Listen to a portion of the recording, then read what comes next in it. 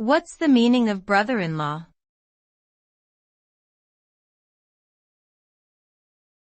Brother-in-law.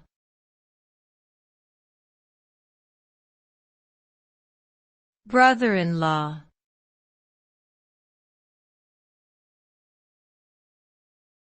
Brother-in-law.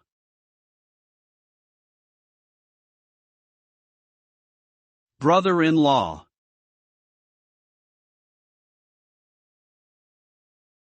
Brother-in-law is a familial term that refers to the husband of one's sister or the brother of one's spouse.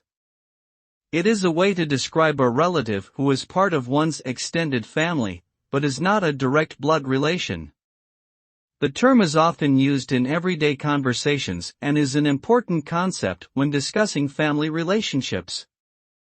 Understanding the meaning of brother-in-law can help individuals navigate complex family dynamics and build stronger familial bonds.